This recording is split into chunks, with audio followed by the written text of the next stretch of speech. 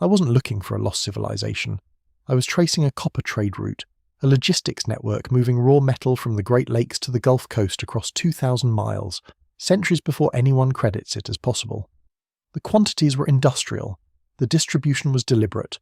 The archaeological record had noted it, catalogued it, filed it under pre-contact and moved on without asking the obvious question, who organized this? No empire is named. No civilization is credited. Just a label. Prehistoric, pre-contact, pre-everything. As if the single word before somehow accounts for 1.5 billion pounds of extracted copper moving in one direction with documented consistency. It doesn't. The mounds are still there. That is the first thing to understand. Not as metaphor, not as rhetorical opening, but as physical fact. More than 100,000 earthen structures scattered across the eastern half of North America, from the Great Lakes down to the Gulf of Mexico, from the Atlantic seaboard west into the Mississippi watershed.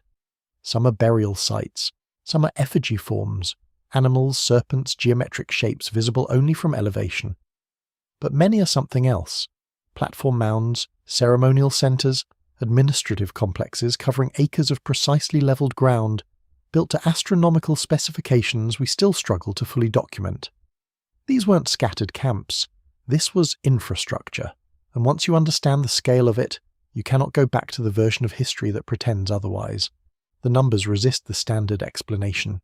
Monks Mound at Cahokia, Illinois, contains more earth by volume than the Great Pyramid at Giza. It was constructed in stages between approximately 900 and 1100 CE, requiring a managed labour force operating across multiple generations, following a consistent architectural plan without deviation across 2 centuries. The city surrounding it housed an estimated 10,000 to 20,000 people at its peak, larger than London at the same period, larger than any contemporary European city north of the Alps. The textbooks mention Cahokia. They describe it as an anomaly, an outlier, a curiosity that doesn't connect to anything before or after. They do not ask what organizational system made it possible. They acknowledge it, categorize it, and move on. That pattern, I would find, repeats with unsettling consistency. The copper is hard to move past. Lake Superior's Keweenaw Peninsula contains the largest deposit of naturally occurring pure copper on Earth, an estimated 1.5 billion pounds extracted over several thousand years before European contact. This wasn't surface collection, it was mining, pit excavations reaching 30 feet deep, stone hammers weighing 30 to 40 pounds, coordinated extraction at industrial scale sustained across generations. The copper then moved. Finished objects made from Lake Superior copper appear in burial sites along the Gulf Coast, in the Ohio River Valley, along the Atlantic seaboard, distances of 1,500 to 2,000 miles from the source deposit. The metallurgy is consistent. The trace isotopes match. This wasn't independent discovery of the local material, this was a supply chain. Someone was organizing acquisition, processing, and distribution across a continent with enough institutional consistency that we can trace the movement of individual material batches across sites separated by 1,000 miles of geography. No civilization is credited with running it. Then there is the mica. Hopewell culture burial sites in Ohio contain sheets of mica, some cut to precise geometric forms, some shaped into human silhouettes with clean edges, transported from deposits in the southern Appalachians, roughly 500 miles from the burial sites where they were found. The cutting is the detail that stops the investigation.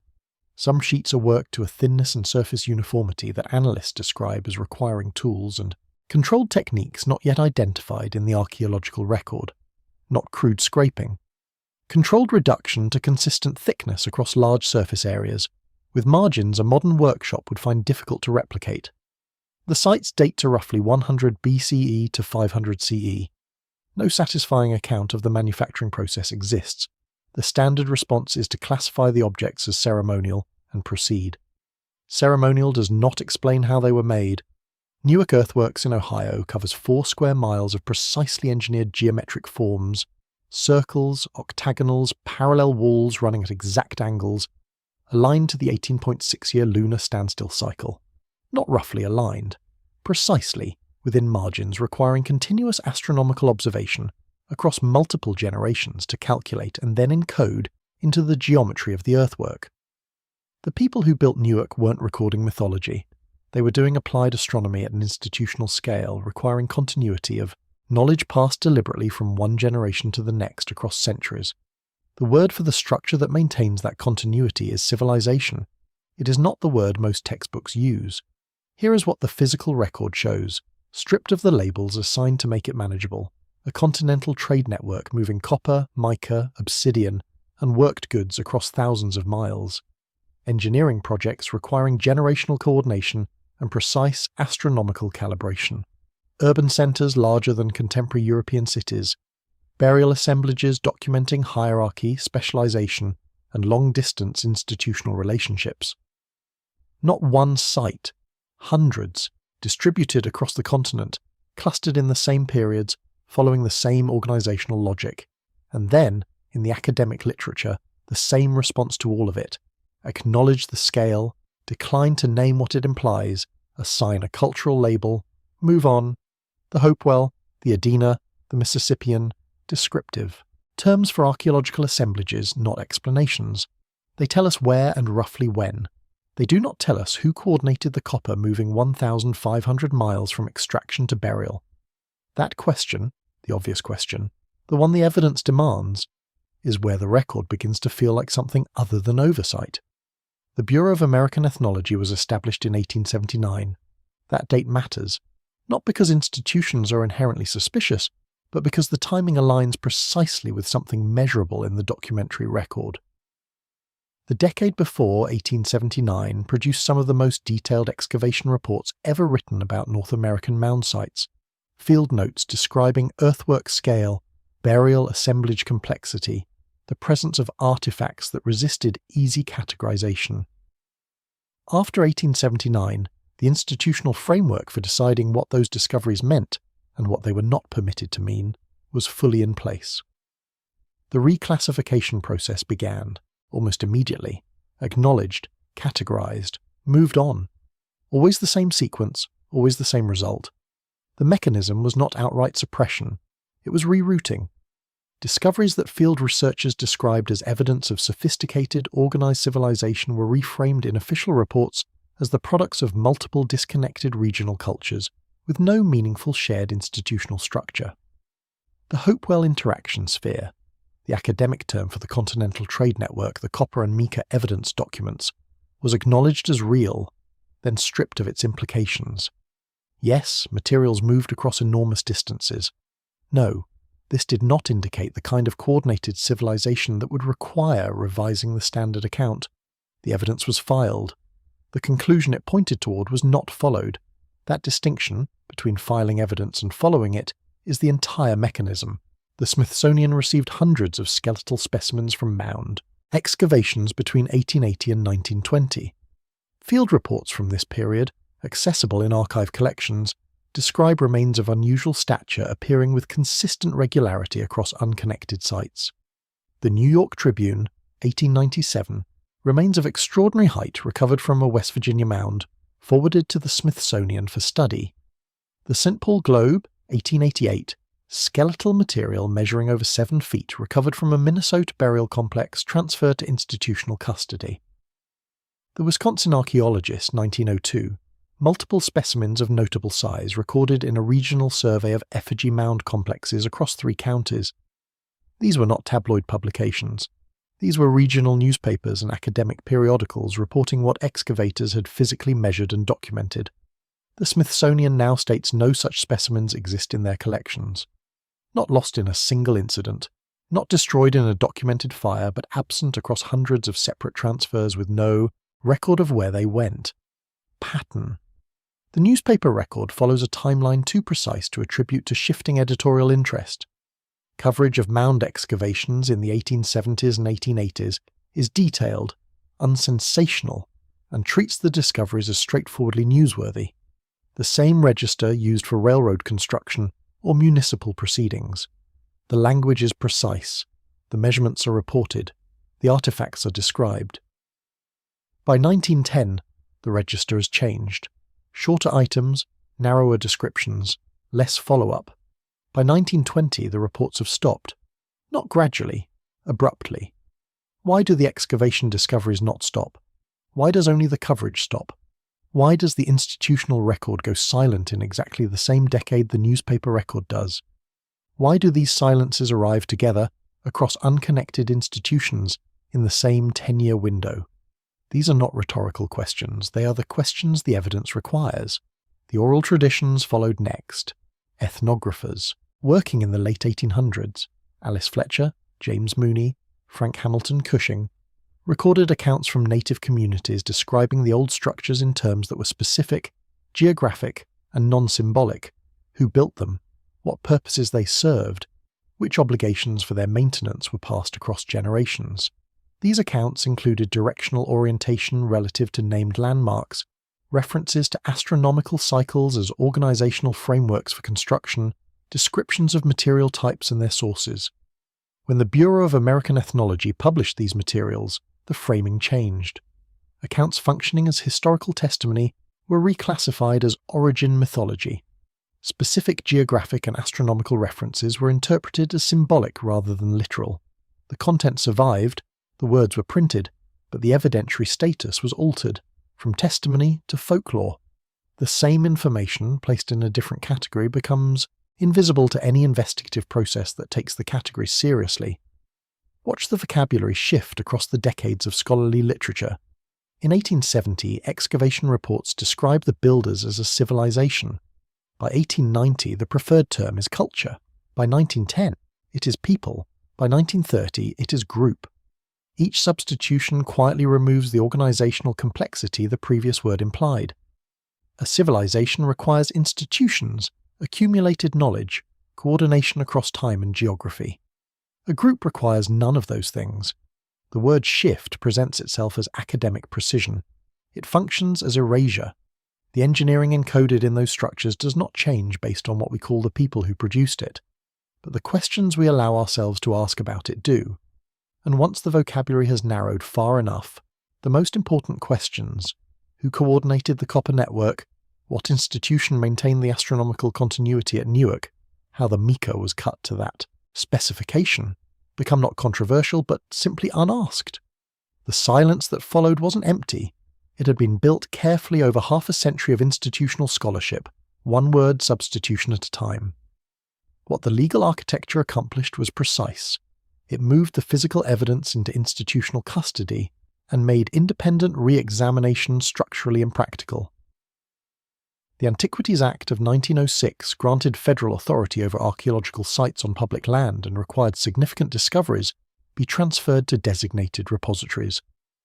The Smithsonian was among those repositories.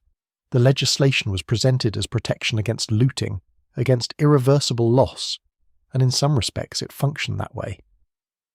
But consolidation under institutional oversight also meant that skeletal remains and artifact assemblages previously circulating through regional research networks were now subject to institutional determinations about what they were and what they implied.